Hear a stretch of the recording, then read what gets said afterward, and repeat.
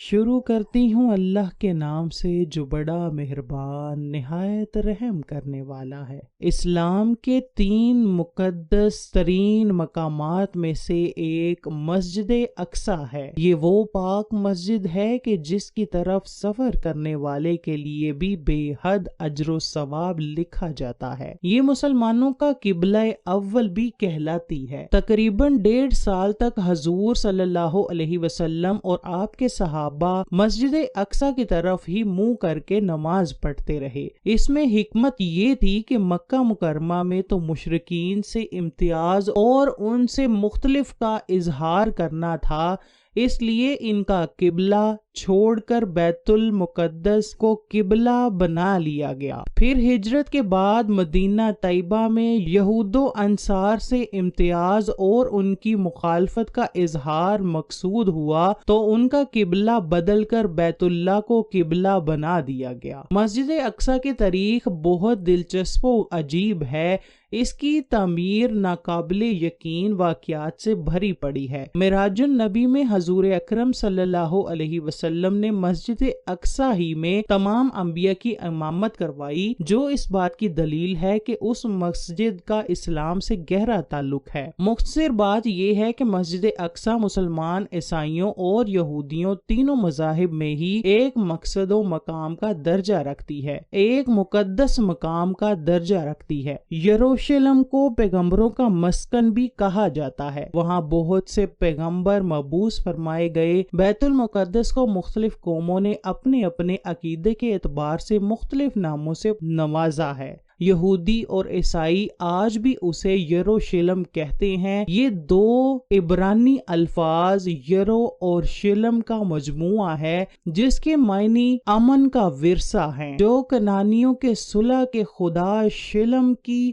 نسبت سے معروف ہے۔ بیت المقدس سے مراد مبارک گھر یا ایسا گھر جس کے ذریعے سے گناہوں سے پاک ہوا جاتا ہے۔ مسجد اقصی عربی زبان کا لفظ ہے جس کے معنی بہت دور کے ہیں۔ قرآن مجید میں بیت المقدس یا یروشلم وغیرہ کا لفظ تو ذکر ہی نہیں ہوا، البتہ اس کا تذکرہ ان الفاظ میں کیا گیا ہے۔ ہر غیب سے پاک و پاکیزہ ہے وہ پروردگار جو اپنے بندے کو راتوں رات مسجد حرام سے مسجد اقصی تک لے گیا، جس کے اطراف کو ہم نے بابرکت بنا دیا تاکہ ہم اسے اپنی بعض نشانیاں دکھلائیں۔ بے شک وہ پروردگار سب کچھ سننے والا ہے، یہ عرض اور سب کچھ دیکھنے والا ہے۔ مسجد اقصی سے مراد بیت المقدس ہے۔ حضرت ابو ذر رضی اللہ تعالی عنہ سے مروی ہے، میں نے مقدس فلسطین کا علاقہ کے بارے میں رسول اللہ سے پوچھا کہ زمین میں سب سے پہلے کون سی مسجد بنائی گئی، تو نبی کریم نے فرمایا مسجد الحرام۔ تو میں نے کہا کہ اس کے بعد کون سی ہے، تو نبی کریم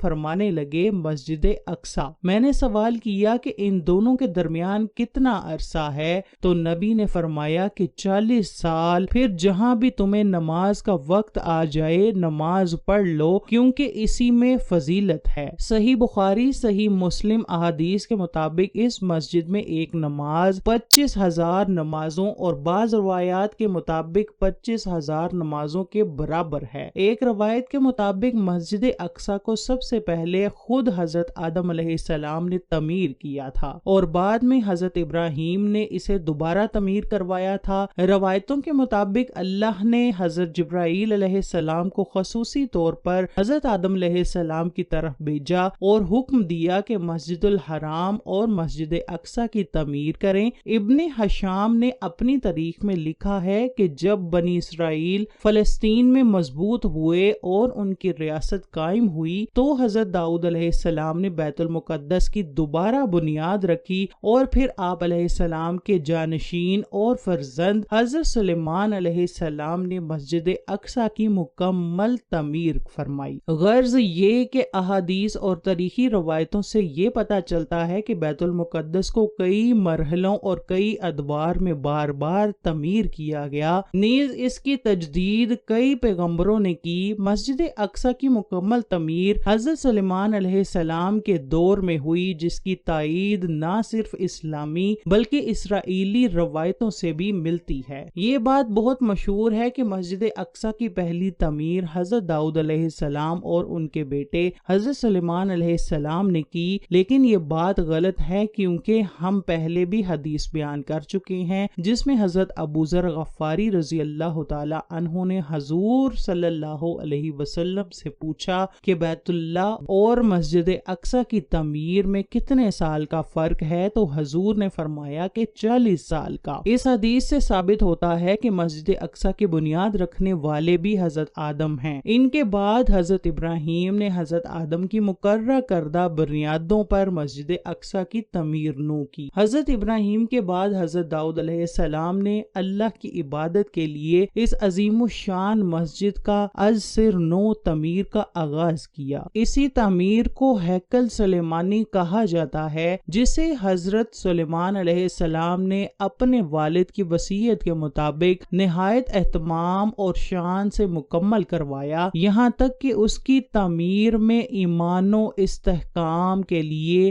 جنات سے بھی خدمت لی گئی۔ چونکہ حضرت سلیمان علیہ السلام نے اس مسجد بیت المقدس کی تکمیل اور نمایاں و عظیم الشان تعمیرات آپ علیہ السلام نے کروائیں، اس لیے اسے ہیکل سلیمانی کہا جاتا ہے۔ معلوم ہوا کہ ہیکل سلیمانی سے مراد وہی مسجد بیت المقدس ہے جس کی تعمیر کا ذکر قرآن مجید میں بھی کیا ہے اور جو آج تک موجود ہے، جہاں سے رسول اللہ کو معراج کے موقع پر آسمانوں کے سفر کے لیے لے جایا گیا تھا۔ اس کے علاوہ مزید کوئی خاص وجہ کی تعمیر مراد نہیں ہے۔ پھر حضرت سلیمان علیہ السلام نے اس کی تکمیل فرمائی۔ جب حضرت سلیمان مسجد اقصی کی تعمیر فرما رہے تھے تو ابھی اس میں کچھ کام باقی تھا اور یہ تعمیر کا کام جنات کے سپرد کر دیا تھا۔ جنات کو جانتے ہی ہوں گے کہ آپ کے ان کی طبیعت میں سرکشی غائب ہوتی ہے، وہ تو صرف حضرت سلیمان علیہ السلام کے خوف سے کام کرتے تھے۔ اللہ کے پیغمبر کو چونکہ اپنی موت کا پتہ ہوتا ہے، تو جیسے ہی حضرت سلیمان کی موت کا وقت قریب آیا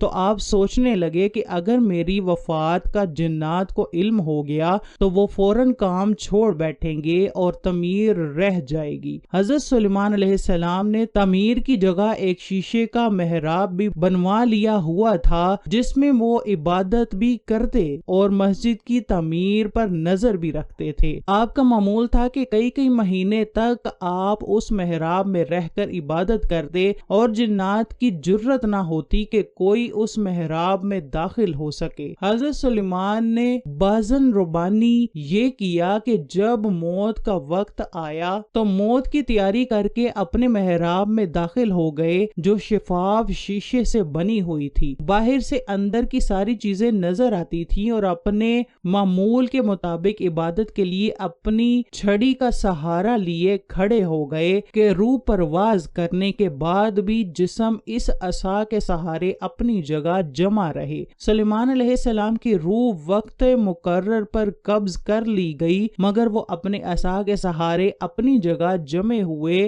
باہر سے ایسے نظر آتے تھے کہ عبادت میں مشغول ہیں۔ جنات کی یہ مجال نہ تھی کہ پاس آ کر دیکھ سکتے۔ حضرت سلیمان کو زندہ سمجھ کر کام میں مشغول رہے، یہاں تک کہ سال بھر گزر گیا اور تعمیر بیت المقدس کا بقیہ کام پورا ہو گیا تو اللہ تعالیٰ نے گھن کے کیڑے کو، جسے دیمک بھی کہا جاتا ہے، حضرت سلیمان علیہ السلام کے عصا پر مسلط کر دیا، جس نے لکڑی کو اندر سے کھانا شروع کر دیا اور سہارا جیسے ہی ختم ہوا حضرت سلیمان کا جسم زمین پر گر گیا، جس سے جنات کو بھی پتہ چل گیا کہ حضرت سلیمان کی روح پرواز کر چکی ہے۔ اس واقعے کو اللہ تعالیٰ نے سورہ صبح میں یوں بیان فرمایا ہے: پھر جب ہم نے ان پر موت کا حکم بھیجا تو جنوں کو ان کی موت کا علم نہ ہوا مگر زمین کی دیمک ان کا عصا کھاتی رہی، اور جب سلیمان علیہ السلام زمین پر آئے تو جنات پر وہ حقیقت کھل گئی، اگر وہ غیب جانتے تو اس خاری کے عذاب میں نہ ہوتے۔ دوستو، آج مسلمانوں کے لیے باعث شرم یہ بات ہے کہ ہماری وہ زمین جسے برکت برکتوں کا زمانہ سمجھا جاتا تھا وہ مسلمانوں سے چھن چکی ہے۔ 1948 میں دوسری جنگ عظیم کے بعد اسرائیل کو فلسطین میں داخل کیا گیا اور 1967 میں 6 روز جنگ میں اسرائیل نے عربوں کو شکست دے کر دوچار کرتے ہوئے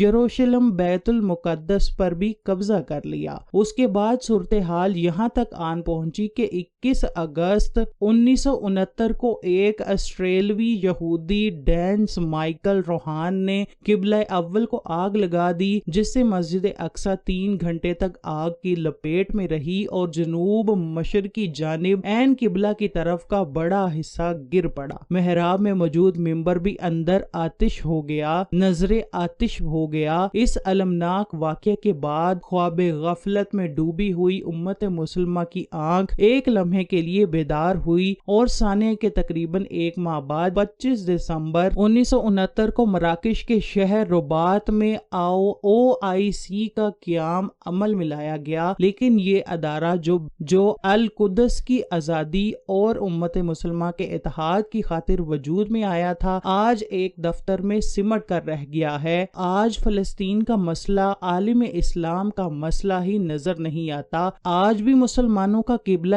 اول پکار کر مسلمانوں کی غیرت کو جھنجھوڑ رہا ہے۔